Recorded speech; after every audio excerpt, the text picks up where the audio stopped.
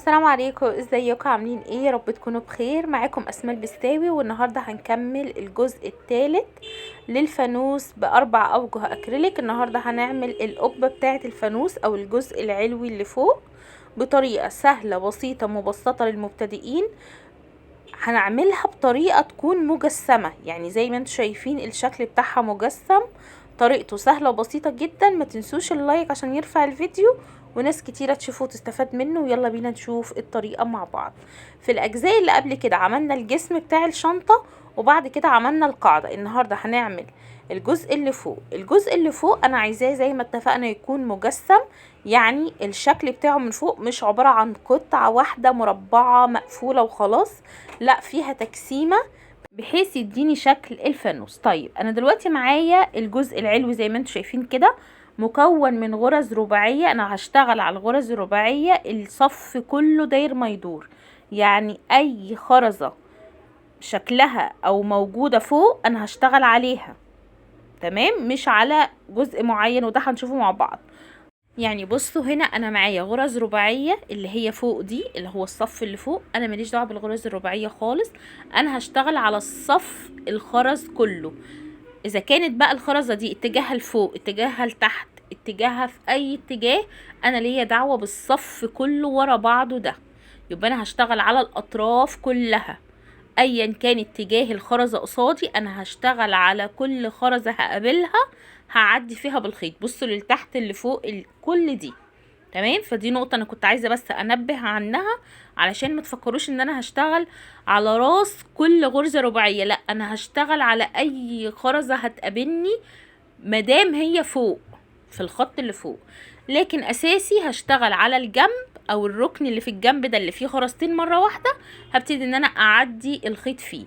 ودي اول حاجه عايزاكي تعرفيها، ان احنا مش هينفع نبتدي من اي جزء، لازم هنبتدي من الجزء ده اللي هو الزاويه، او الجزء ده فيه خرزتين كده جنب بعض، هم دول اللي انا هشتغل عليهم. هبتدي ان انا اعدي الخيط فيهم مره واحده الاتنين مع بعض، تمام؟ وهيبقى معايا طرفين الخيط، طرف لبره وطرف لجوه. طبعا انا هنا هشتغل غرز رباعيه عاديه خالص. هاجي على طرف الخيط اللي جوه، هبتدي ان انا اضيف خرزتين، هسيب واحده وارجع في التانية واسحب طرف الخيط التاني، هتتكون معايا غرزه رباعيه وهتقفل لي الجزء ده اهو. غرزه رباعيه اهي، خرزتين كانوا معايا من البدايه وضفت خرزتين. معايا طرفين الخيط، طرف لجوه وطرف لبره في اتجاه الخرز. هبتدي ان انا اعدي في الخرزه اللي عليها الدور اللي هي في الطرف من فوق، والطرف اللي جوه هبتدي ان انا اضيف فيه برضو خرزتين. يبقى انا بعمل ايه؟ ببتدي ان انا اقفل بغرز رباعيه كامله. كل اللي انا محتاجاه اعرف انا هعدي بطرف الخيط في انهي خرزه بالظبط. اهو اتكونت برضو معايا غرزه رباعيه كامله، تمام؟ هاجي على طرف الخيط اللي بره، بصوا هنا هتلاقوا الخرزه نازله لتحت، هبتدي برضو ان انا اعدي فيها اهو. وهاجي على طرف الخيط اللي جوه، هبتدي ان انا اضيف فيه برضو خرزتين عشان تتكون معايا غرزه رباعيه. انا اصلا واقفه في خرزه وعديت في واحده، يبقى فاضل لي 2. هبتدي ان انا اعمل حلقه واسحب طرف الخيط التاني، تمام؟ اهو بصوا الغرزه الرباعيه اتجاهها نازل لتحت ازاي. هو ده بقى التجسيمه اللي انا بتكلم عليها.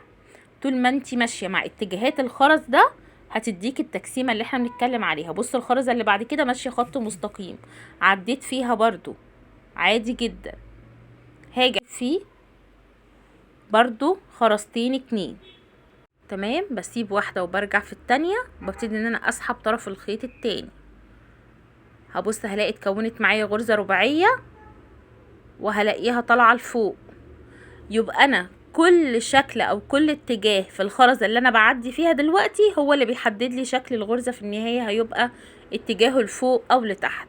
عديت في الخرزة اللي عليها الدور، وطرف الخيط اللي جوه برضو هضيف فيه خرزتين، وكالعادة بسيب واحدة وبرجع في التانية بحيث ان انا اعمل حلقة. ودي طبعا نقطة مهمة جدا ان احنا نكون شغالين بالعقدة او بالربطة، تمام؟ اهو هاجي ابص هنا، بص الخرزة اللي عليها الدور اللي هي فوق عادي جدا، ببتدي ان انا اعدي فيها،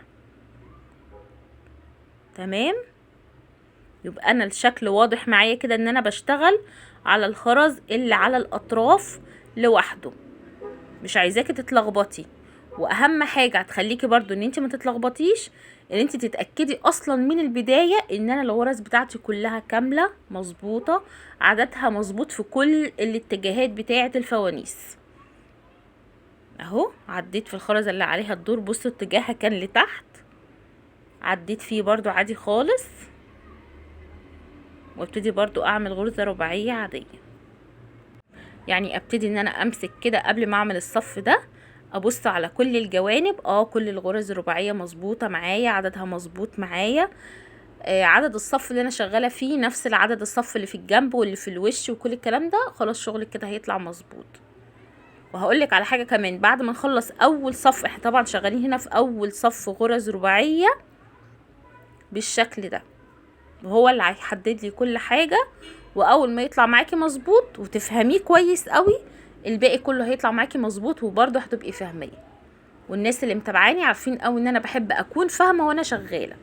اهو بصوا ببتدي برضو ان انا امشي بنفس الخطوات، بعدي في خرزه واحده بس ايا كان اتجاهها ايه، وطرف الخيط التاني ببتدي ان انا اضيف فيه خرزتين اتنين، وبكمل الغرزه الرباعيه بتاعتي. تمام، هكمل برضو الصف ده بنفس الطريقه ونفس الخطوات. اخر غرزه بس اللي عايزاكم تاخدوا بالكم منها. خلاص بصوا انا خلصت اهو، فاضل قصادي ايه؟ الخرزه اللي عليها الدور، واول واحده في الصف الجديد شبه الاتنين اللي احنا بدأنا فيهم بالظبط.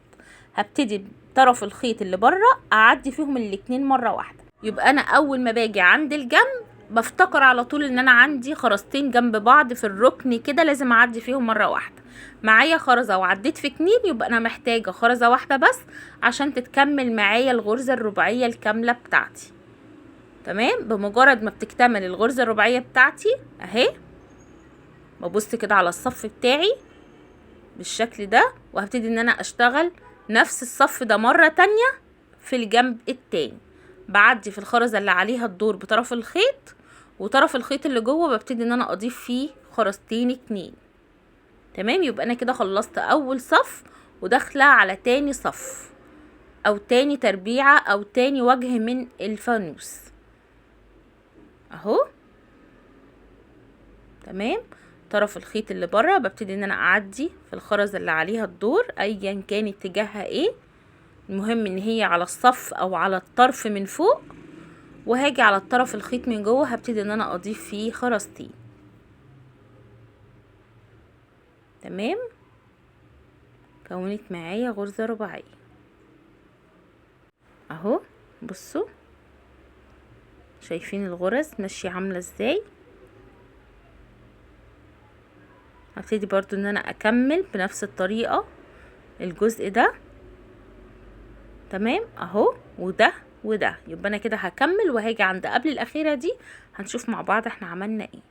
بصوا انا مشيت بكل الصفوف ازاي كده. انا باجي على قبل الاخيرة برضو عبارة عن غرزة رباعية عادية خالص، ومجرد ما بعمل كده بلاقي خرزتين ورا بعض بعتبرهم ان هما دولت اللي في الركن، وببتدي ان انا اعدي فيهم الاتنين مرة واحدة. بمجرد ما بعدي فيهم هما الاتنين مرة واحدة وكان معايا واحدة، ببتدي ان انا اضيف خرزة واحدة بس بحيث تكون اتكونت معايا اخر غرزة رباعية. يبقى انا هنا عملت كام صف؟ عملت صف واحد عبارة عن غرز رباعية داير ما يدور، واشتغلت على اطراف الفانوس. معايا طرفين الخيط هعمل نفس الصف ده صف كمان، يبقى انا عملت صف داير ما يدور، هعمل صف كمان. الصف اللي بعده هشتغل ازاي؟ برضو بشتغل على طرف خيط بيعدي في خرزة واحدة بس اللي عليها الدور، اللي هي الاطراف دي. شايفين كل الاطراف دي هي دي اللي انا هشتغل عليها. تمام، هي بس الفكرة اللي انا عايزة اوضحها ان هي عبارة عن صف من الخرز عادي خالص، بس اتجاهاته مختلفة. لكن انا حاطة في دماغي حاجة معينة، ان انا بمشي على الخرز اللي على الاطراف، وطرف الخيط التاني ببتدي ان انا اضيف فيه خرزتين وبسحب بالشكل ده اهو. اتكونت معايا غرزة رباعية، ودي بداية الصف التاني. هعمل صف تاني داير ما يدور برضو بنفس الطريقة. تمام اهو، بعدي في خرزة وطرف الخيط التاني ببتدي ان انا اضيف فيه خرزتين. تمام، طيب لو الخيط خلص معاكي برضو بتنهي بنفس الطريقة اللي بننهي بيها في الشنط عادي خالص. اهم حاجة العقدة او الربطة اللي انت هتعمليها تكون في خرزة انت مش هتحتاجيها دلوقتي خالص، تكون انتهت واتقفلت خلاص. تمام اهو. هبتدي ان انا اكمل الصف التاني اهو، بكمله بنفس الطريقة، بمشي على الاطراف دي بعدي فيها كل واحدة بالدور. لما باجي عند الاخيرة خالص ببتدي ان انا اعدي في الاتنين ورا بعض اللي في الجنب دول. تمام تمام. عملت انا هنا داير ما يدور عبارة عن صف تاني، وهنا ببتدي ان انا اقفل الصف التاني مع الاول. اهي الخرزة اللي عليها الدورة هي عديت منها، هاجي على طرف الخيط التاني وهبتدي ان انا اضيف خرزتين. تمام. اتقفلت معايا كده الغرزة الرباعية، هبص كده بعيني هلاقي طرف الخيط اللي ناحية الخرزة اللي عليها الدور واقف في واحدة، والمفروض ان انا اعدي في الاتنين دول مرة واحدة، لان خلاص مفيش غير هنا اخر واحدة في الصف ده واول واحدة في الصف ده. ادي واحد وديت اول واحد في الصف اللي بعده. معايا 3 خرزات، يبقى انا هضيف واحدة بس. انا بس باكد عليكم النقطة دي علشان ما يحصلش اي لخبطة، او تفكروا مثلا ان احنا هنشبط دوت بدوت بغرزة رباعية كاملة. لا مش كاملة. تمام اهو. وهنا برضو لازم تعدوا، يعني انا مثلا بعد الجزء اللي في الجنب ده وبعد الجزء اللي في الجنب ده. لو انتوا عاملين نفس المقاس اللي احنا شغالين بيه ده هتلاقي عدد الخرز ثابت، 6 هنا و6 هنا، يعني اجمالي الصف ده عبارة عن 12 غرزة رباعية. تمام. وهبتدي برضو ان انا اكمل. بعد ما كملت يعني كده انا عملت صفين، هبتدي ان انا اعمل صف تالت. يبقى انا هنا بعمل ايه؟ بعمل 3 صفوف من الغرز الرباعية داير ما يدور. عملت اول صف خالص على اطراف الفانوس، تاني صف على اطراف الصف الاولاني، وتالت صف اللي انا بعمله دلوقتي على اطراف الصف التاني. يبقى انا بقفل القبة بتاعت الفانوس من فوق. تمام. ب3 غرز رباعية او ب3 صفوف من الغرز الرباعية. ودي طبعا البداية، احنا لسه ما قفلناش خالص للنهاية. انا بس ببتدي ان انا هنا الم الجزء بتاعي عشان يبقى فيه نسبة وتناسب ما بين الفانوس شكله من فوق وشكله من تحت. تمام. يبقى انا كل اللي بعمله بعدي طرف الخيط في الخرز اللي على الطرف والطرف التاني، وابتدي ان انا اضيف خرزتين. يبقى انا هنا بعمل الصف رقم 3 بنفس الطريقة ونفس الخطوات. لو انت دلوقتي ماسكة الخرز وشغالة على الفانوس اللي احنا كنا سايبينه على وضعه ده، لو شغالة معايا دلوقتي هتفهمي قصدي وهتبقي ماشية واحدة واحدة وهتلاقي الشغل بدأ يظبط معاكي. وزي ما انتم شايفين انا كده عملت 3 صفوف من الغرز الرباعية داير ما يدور على الجزء العلوي من فوق. يبقى انا دلوقتي عملت 3 صفوف. بصوا شكلها مجسم ومظبوط جدا ازاي. ابص بعيني بقى قبل ما اعمل الجزء اللي جاي ده ان كل الغرز الرباعية في الجوانب مظبوطة، الشكل ده شبه الشكل ده، كل الاجزاء اللي قصاد بعضيها مظبوطة، عددها مظبوط، الغرز الرباعية مظبوط. خلاص كده بحيث ان انا ابقى جاهزة اكمل بقية الجزء ده. بصوا مثلا التربيعة اللي انا بتكلم عليها، بصوا هنا في 3 خرزات وهنا 3 وهنا 3. تمام مظبوط. هنا مثلا في تربيعة كده مربعة وهنا في تربيعة، يعني انا براجع معاكم فاهميني. خلاص انا كده شغلي مظبوط جدا، عشان بس الجزء اللي جاي ده هو اللي هيبين لك اذا كان اللي انت شغاله عليه مظبوط ولا لا. لو عملتي ال3 صفوف الاولانيين دولت مظبوطين، شغلك الباقي كله هيبقى مظبوط وهتقفلي بكل سهوله.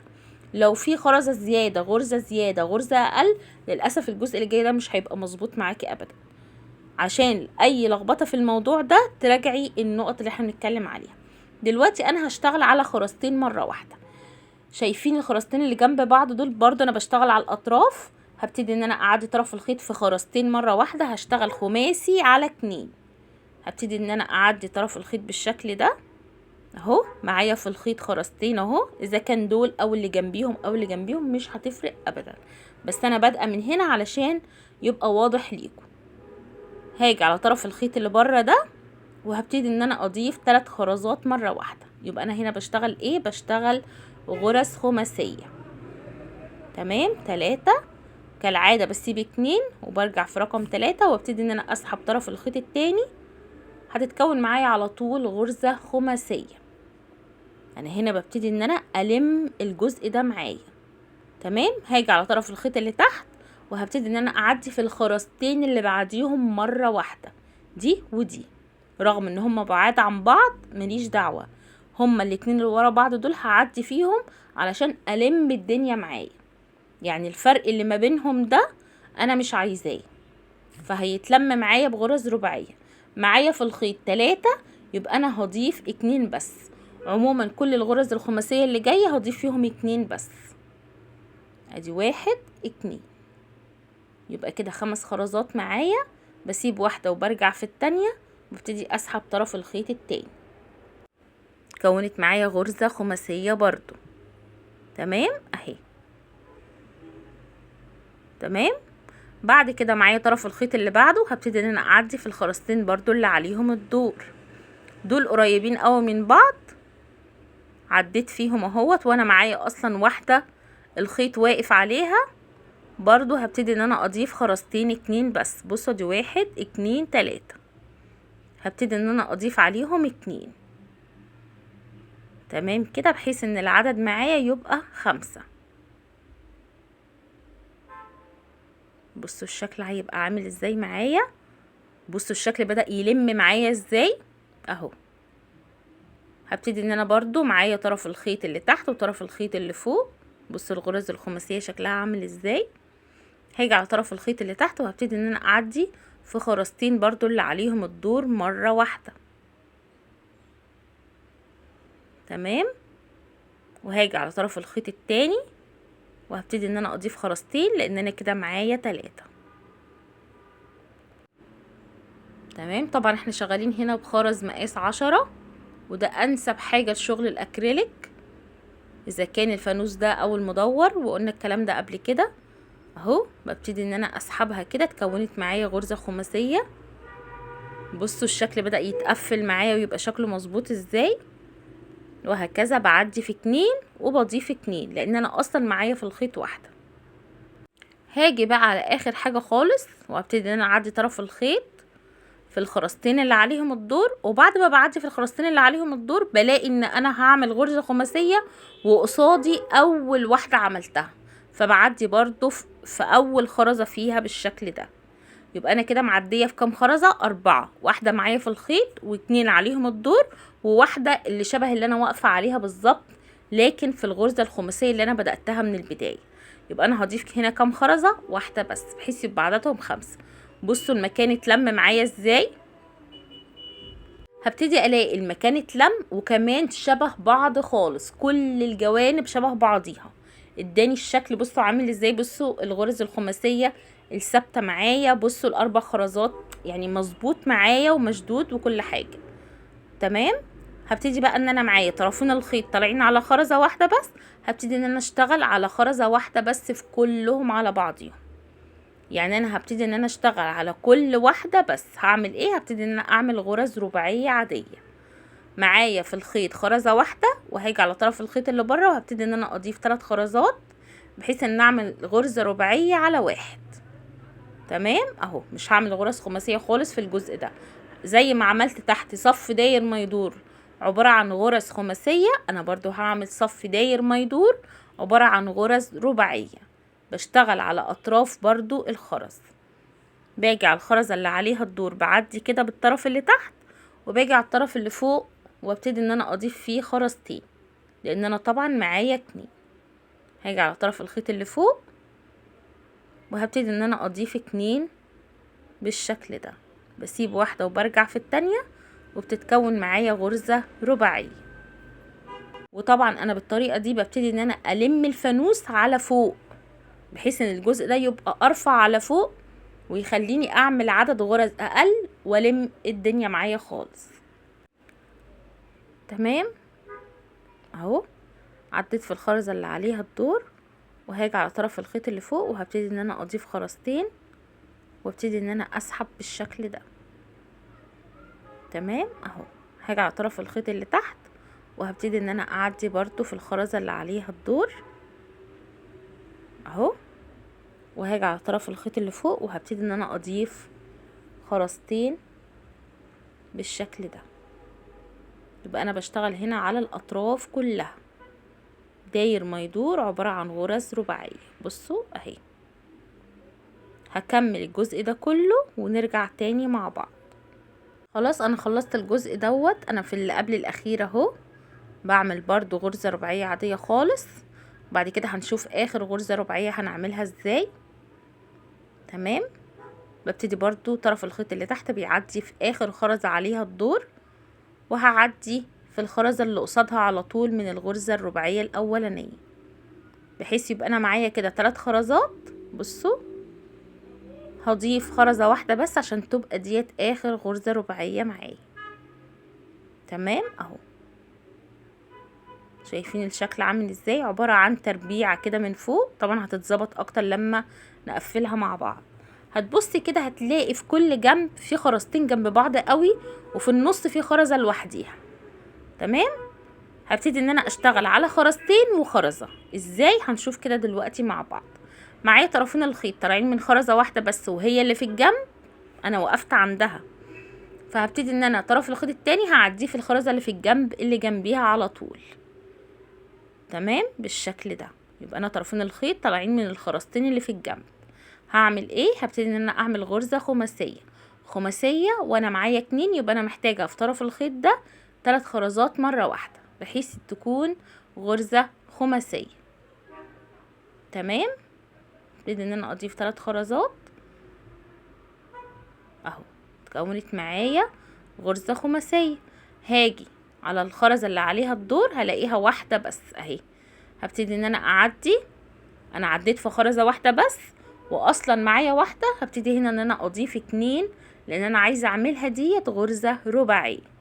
يبقى انا في البداية عملت غرزة خماسية، وهاجي على الخرزة اللي لوحديها في النص هعمل غرزة رباعية. انا هنا بحاول الم. بعد كده هلاقي الخرزتين اللي جنب بعض، هبتدي ان انا اعدي فيهم الاتنين مرة واحدة، وهعمل غرزة خماسية. تمام. معايا في الخيط 3 خرزات، هبتدي ان انا اضيف خرزتين كمان. تمام. بحيث كده اهي اتكونت معايا غرزة برضو خماسية. يبقى الجوانب كده خماسية، واللي في النص بتكون رباعية. تمام اهو. خماسية رباعية خماسية. هاجي على طرف الخيط اللي تحت، وهبتدي ان انا اضيف الخيط في خرزة واحدة بس، او اعدي الخيط في خرزة واحدة بس، وهبتدي طرف الخيط اللي فوق هبتدي ان انا اضيف فيه خرزتين، هتتكون معايا غرزة رباعية. تمام كده. بعد كده معايا طرفين الخيط، هبتدي ان انا اعدي في الخرزتين اللي ورا بعض، واضيف خرزتين، يبقى اتكونت معايا غرزة برضو خماسية. تمام. هكمل الجزء دوت بنفس الطريقة لغاية ما اوصل للجزء اللي في النص، وهو طبعا هيبقى عبارة عن غرزة رباعية، ودي اخر غرزة معايا. تمام اهو. اهو بصوا طالعة من 3 خرزات. يبقى انا هاجي في اي طرف من الاطراف، وهبتدي ان انا اضيف خرزة واحدة بس اهو. الشكل بتاعها كده اكتمل معايا. بصوا بصوا. تمام. كل الجوانب قد بعضيها وشبه بعض. بعد كده هبص لفوق هلاقي معايا 8 خرزات. طبعا انا بتكلم على عدد بناء على الشغل اللي انا بعمله. الفكرة هياها لأي حجم اكريليك. هبتدي ان انا اعدي في الخرزة اللي جنبيها، وهيبقى الخيط معايا طالع من خرزتين مع بعض. هاجي على طرف الخيط اللي فوق، وهبتدي ان انا اضيف 3 خرزات. انا هنا هشتغل خماسي. تمام. هرجع في رقم 3، وابتدي اسحب طرف الخيط التاني. اتكونت معايا غرزة خماسية بالشكل ده. هاجي على طرف الخيط اللي تحت اهو. بصوا هاجي على طرف الخيط اللي تحت، وهبتدي ان انا برضو اعدي في خرزتين ورا بعض، بحيث ان انا هقفل الجزء ده كله عبارة عن غرز خماسية اهو. معايا 3، يبقى انا هضيف 2، هضيف خرزتين بحيث تتكون برضو غرزة خماسية اهو. تمام. حلو قوي.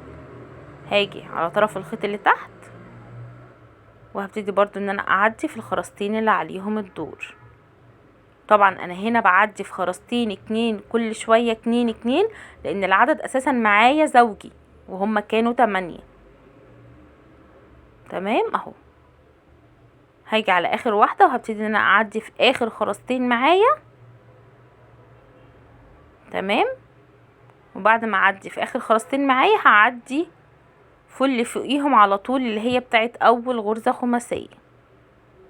هيبقى الشكل معايا طالع من 4 خرزات. هبتدي هنا ان انا اضيف خرزة واحدة بس. تمام. بعد ما بضيف الخرزة الواحدة بس دي بكون خلصت الجزء ده خلاص، وبلاقي الخيط معايا طالع من خرزة واحدة بس. بصوا الشكل اهو.